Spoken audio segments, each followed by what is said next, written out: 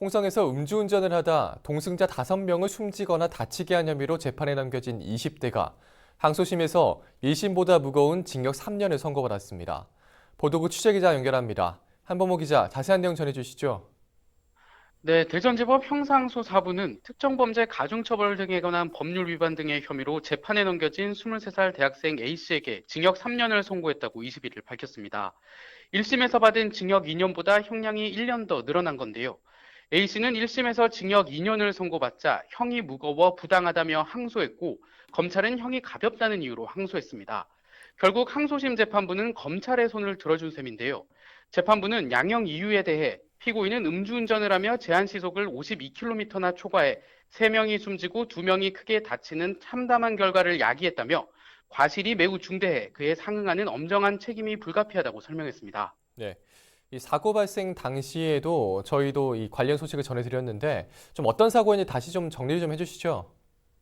네, 사고가 발생한 건 지난해 11월 20일 새벽입니다. 대학생 A씨가 몰던 티볼리 차량이 홍성읍 소양리 소양삼거리에 있는 신호등 지지대를 들이받은 건데요. 이 사고로 함께 타고 있던 대학생 3명이 숨지고 운전자를 포함한 3명이 다쳤습니다.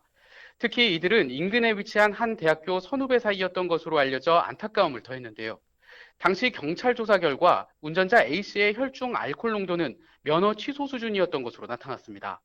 또 이들이 이용한 건 스마트폰 앱으로 손쉽게 차를 빌릴 수 있는 카쉐어링이었는데 음주운전을 막을 수 있는 장치가 거의 없다시피 해 허술함이 드러나기도 했습니다. 네. 이 사고 이후 윤창호법에 이어 제2윤창호법까지 이제 제정이 될 정도로 음주운전에 대한 경각심이 커지고 있는데요. 실제로 올 상반기에는 음주운전 사고로 인한 사망자가 감소했다는 통계가 나왔다고요. 네, 그렇습니다. 경찰청은 올해 1월부터 7월 말까지 음주운전으로 인한 사망자가 지난해 같은 기간보다 31.3% 줄었다고 밝혔습니다. 음주운전 단속 기준과 처벌을 강화한 제2윤창호법이 지난해 6월부터 시행되면서 연초부터 꾸준한 홍보와 단속을 벌인 결과로 분석되는데요. 음주운전을 포함한 교통사고 사망자 수도 전국적으로 10.9% 감소했습니다. 충남의 경우에는 올해 7월까지 교통사고 사망자가 164명으로 지난해 같은 기간보다 13.2%가 줄었는데요.